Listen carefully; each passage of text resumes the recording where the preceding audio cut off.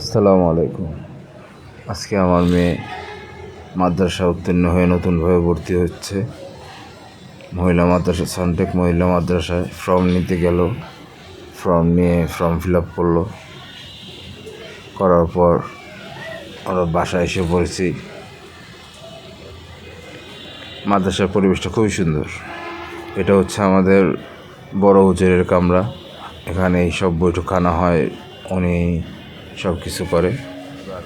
এই যে আমার মেয়ে পরের দিন সকালবেলা আল্লাহর নাম নিয়ে মাদ্রাসা যাওয়ার জন্য রওনা দিচ্ছে। ওর আম্মুর কাছ থেকে বিদায় নিচ্ছে, যেহেতু ওর আম্মু বিদেশ থাকে, এই জন্য ওর আম্মুর কাছ থেকে বিদায় নিচ্ছে।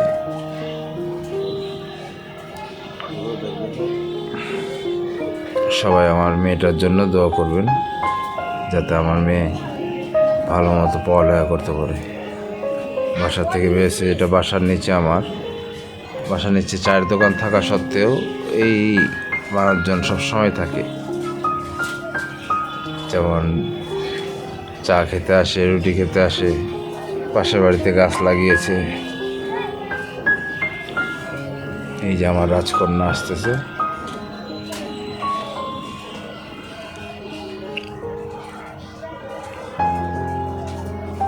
ও মাদ্রাসায় গেলে সবসময় আমাকে ছেড়ে ছেড়ে একলা একলাই দৌড় দেয়, একলা একলাই যাওয়ার চেষ্টা করে।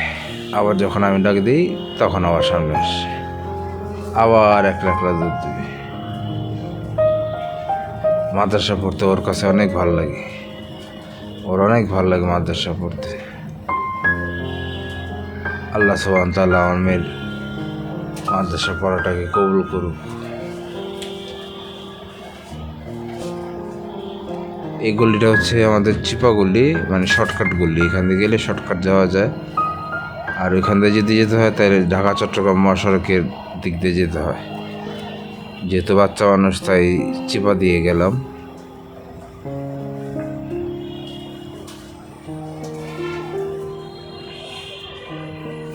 মাদ্রাসা উঠলো, মাদ্রাসা আমার কাছ থেকে ব্যাগটা নিয়ে আমাকে সালাম দিয়ে এই যে এখন মাদ্রাসার ভিতরে ঢুকবে।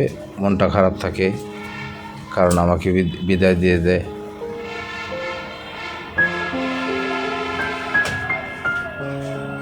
আবার যখন বান্ধবীদের পায় তখন আর আমাকে চিনে না।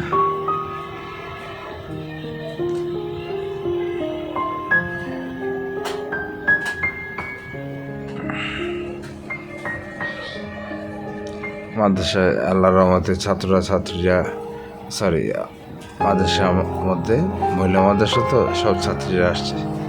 আমার মেয়ে আমাকে ধমক দিতেছে, তুমি বাংলা বই আনলা না কেন, এই না সেই না। ক্লাস হচ্ছে,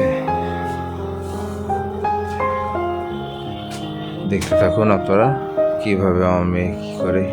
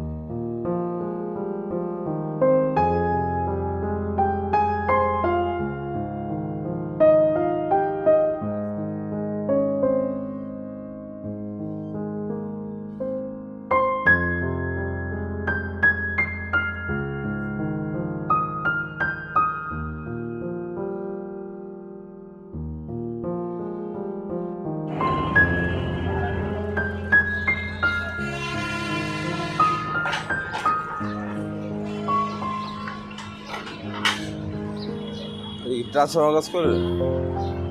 ট্রান্সফর্মার কাজ করলেন? ওয়াশার।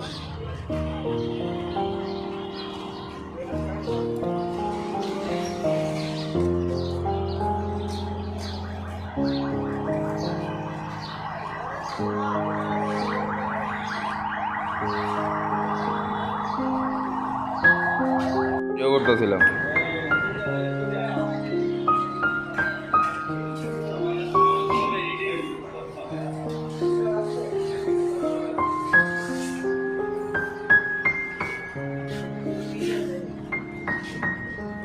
বড় দিয়ে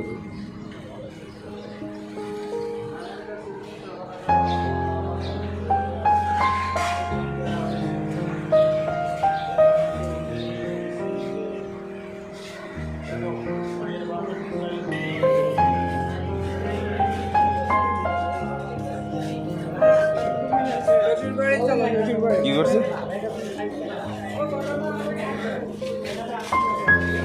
মুসা ভাই, ও সকালে শুনলাম যে